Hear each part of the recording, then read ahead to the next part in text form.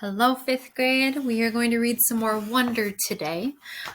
We left off by ending Via's section, and she managed to convince Auggie to go back to school. And Auggie let her know that Miranda misses her. So we're going to kind of leave Via at that point, and we are starting part 3 on page 118. Part 3 is from Summer's perspective.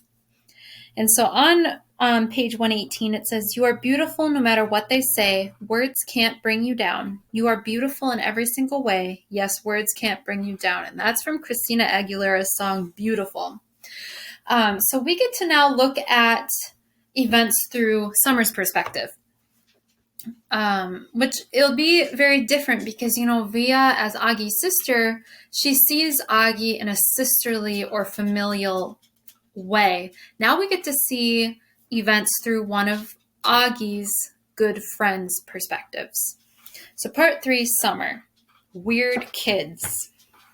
Some kids have actually come out and asked me why I hang out with the freak so much. These are kids that don't even know him well. If they knew him, they wouldn't call him that. "Because he's a nice kid," I always answer, "and don't call him that." "You're a saint, Summer," Chimena Chin said to me the other day. "I couldn't do what you're doing." "It's not a big deal," I answered her truthfully. "Did Mr. Tushman ask you to be friends with him?" Charlotte Cody asked. "No, I'm friends with him because I want to be friends with him," I answered. Who knew that my sitting with August Pullman at lunch would be such a big deal? People acted like it was the strangest thing in the world. It's weird how weird kids can be. I sat with him that first day because I felt sorry for him. That's all. Here he was, this strange-looking kid in a brand-new school. No one was talking to him. Everyone was staring at him. All the girls at my table were whispering about him. He wasn't the only new kid at Beecher Prep, but he was the only one everyone was talking about. Julian had nicknamed him the Zombie Kid, and that's what everyone was calling him. "Did you see the Zombie Kid yet?" Stuff like that gets around fast, and August knew it. It's hard enough being the new kid even when you have a normal face. Imagine having his face. So I just went over and sat with him. Not a biggie. I wish people would stop trying to turn it into something major. He's just a kid. The weirdest looking kid I've ever seen? Yes, but just a kid. The plague. I do admit August's face takes some getting used to. I've been sitting with him for 2 weeks now, and let's just say he's not the neatest eater in the world. But other than that, he's pretty nice. I should also say that I don't really feel sorry for him anymore. That might have been what made me sit down with him in the first time, but it's not why I keep sitting down with him. I keep sitting down with him because he is fun. One of the things I'm not loving about this year is how a lot of the kids are acting like they're too grown up to play things anymore. All they want to do is hang out and talk at recess. And all they talk about now is who likes who and who is cute and isn't cute. August doesn't bother about that stuff. He likes to play Foursquare at recess, which I love to play too. It was actually because I was playing Foursquare with August that I found out about the plague. Apparently, this is a game that's been going on since the beginning of the year. Anyone who accidentally touches August has only 30 seconds to wash their hands or find hand sanitizer before they catch the plague. I'm not sure what happens to you if you actually catch the plague because nobody's touched August yet. Not directly. How I found out about this is that Maya Markowitz told me that the reason she won't play Foursquare with us at recess is that she doesn't want to catch the plague. I was like, "What's the plague?" And she told me. I told Maya I thought that was really dumb, and she agreed, but she still wouldn't touch a ball that August just touched. Not if she could help it. The Halloween party. I was really excited because I got an invitation to Savannah's Halloween party. Savannah is probably the most popular girl in the school. All the boys like her. All the girls want to be friends with her. She was the first girl in the grade to actually have a boyfriend. It was some kid who goes to MS 281, though she dumped him and started dating Henry Joplin, which makes sense because the two of them totally look like teenagers already. Anyway, even though I'm not in the popular group, I somehow got invited, which is very cool. When I told Savannah I got her invitation and would be going to her party, she was really nice to me, though she made sure to tell me that she didn't invite a lot of people, so I shouldn't go around bragging to anyone that I got invited. Maya didn't get invited, for instance. Savannah also made sure to tell me not to wear a costume. It's good she told me because, of course, I would have worn a costume to a Halloween party. Not the unicorn costume I made for the Halloween parade, but the goth girl getup that I'd worn to school. But even that was a no-no for Savannah's party. The only negative about my going to Savannah's party was that now I wouldn't be able to go to the parade, and the unicorn costume would be wasted. That was kind of a bummer, but okay. Anyway, the first thing that happened when I got to her party was that Savannah greeted me at the door and asked, "Where's your boyfriend, Summer?" I didn't even know what she was talking about. "I guess he doesn't have to wear a mask at Halloween, right?" she added, and then I knew she was talking about August. "He's not my boyfriend," I said. "Oh, I know, I'm just kidding." She kissed my cheek. All the girls in her group kissed each other's cheeks now whenever they said hello, and threw my jacket on a coat rack in her hallway. Then she took me by the hand down the stairs to her basement, which is where the party was. I didn't see her parents anywhere. There were about 15 kids there. All of them were popular kids from either Savannah's group or Julian's group. I guess they've all kind of merged into one big super group of popular kids, now that some of them have started dating each other. I didn't even know there were so many couples. I mean, I knew about Savannah and Henry, but Chimena and Miles, and Ellie and Amos? Ellie's practically as flat as I am. Anyway, about 5 minutes after I got there, Henry and Savannah were standing next to me, literally hovering over me. "So, we want to know why you hang out with the zombie kids so much," said Henry. "He's not a zombie." I laughed like they were making a joke. I was smiling, but I didn't feel like smiling. "You know, Summer," said Savannah, "you would be a lot more popular if you didn't hang out with him so much. I'm going to be completely honest with you. Julian likes you. He wants to ask you out." "He does? Do you think he's cute?" Yeah, I guess. Yeah, he's cute." "So you have to choose who you want to hang out with," Savannah said. She was talking to me like a big sister would talk to a little sister. "Everyone likes you, Summer. Everyone thinks you're really nice and that you're really, really, really pretty. You could totally be a part of our group if you wanted to. And believe me, there are a lot of girls in our grade who would love that." "I know," I said. "Thank you." "You're welcome," she answered. "You want me to tell Julian to come and talk to you?" I looked over to where she was pointing and could see Julian looking over at us. I actually need to go to the bathroom. Where is that?" I went to where she pointed, sat down on the side of the bathtub, and called Mom and asked her to pick me up. "Is everything okay?" said Mom. "Yeah, I just don't want to stay, I said. Mom didn't ask any more questions and said she'd be there in 10 minutes. "Don't ring the bell," I told her. "Just call me when you're outside." I hung out in the bathroom until Mom called, and then I snuck upstairs without anyone seeing me, got my jacket, and went outside. It was only 9:30. The Halloween parade was in full swing down Amesfort Avenue. Huge crowds everywhere. Everyone was in costume. Skeletons, pirates, princesses, vampires, superheroes. But not one unicorn. 5th grade, do you think Summer maybe regretted going to Savannah's party instead of going to the Halloween parade? Yeah, do you think that was an uncomfortable situation for Summer to be in? Definitely. All right. November. The next day at school, I told Savannah I had eaten some really bad Halloween candy and gotten sick, which is why I went home early from her party, and she believed me. There was actually a stomach bug going around, so it was a good lie. I also told her that I had a crush on someone else that wasn't Julian, so she would leave me alone about that and hopefully spread the word to Julian that I wasn't interested. She, of course, wanted to know who I had a crush on, and I told her it was a secret. August was absent the day after Halloween, and when he came back, I could tell something was up with him. He was acting so weird at lunch. He barely said a word and kept looking down at his food when I talked to him, like he wouldn't look me in the eye. Finally, I was like, "Auggie, is everything okay? Are you mad at me or something?" "No," he said. "Sorry you weren't feeling well on Halloween. I kept looking for Boba Fett in the hallways." "Yeah, I was sick."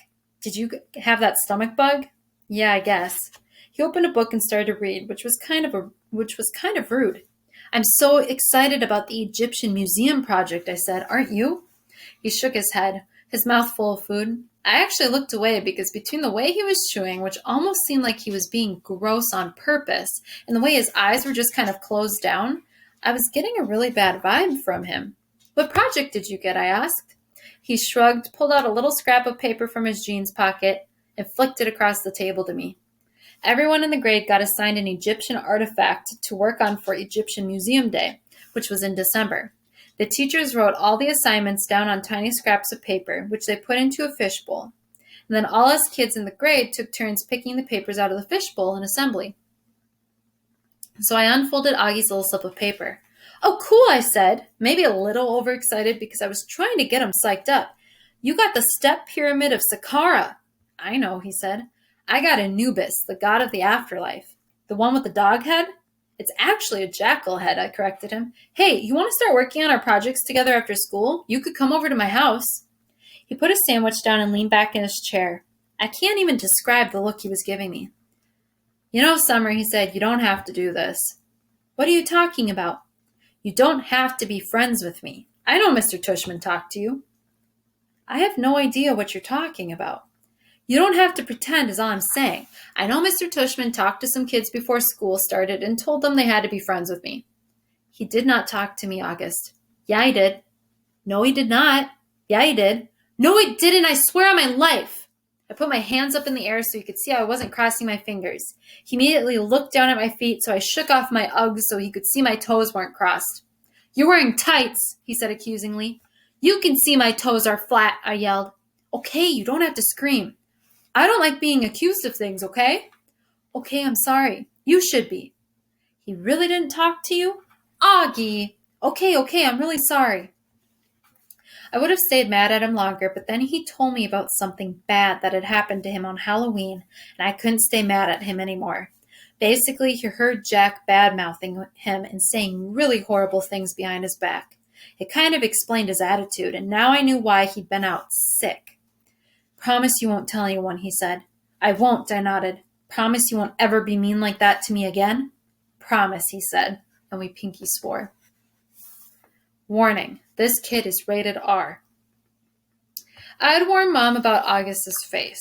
I had described what he looked like. I did this because I know she's not always so good at faking her feelings. And August was coming over for the first time today.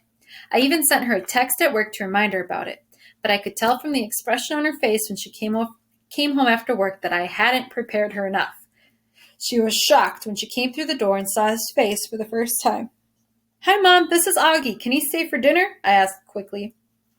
It took a second for my question to even register.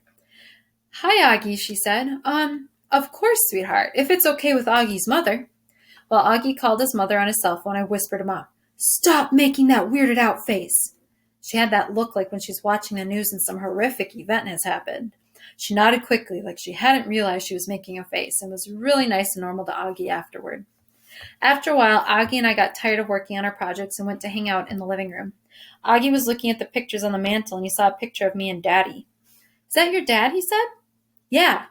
I didn't know you were, what's the word? Biracial.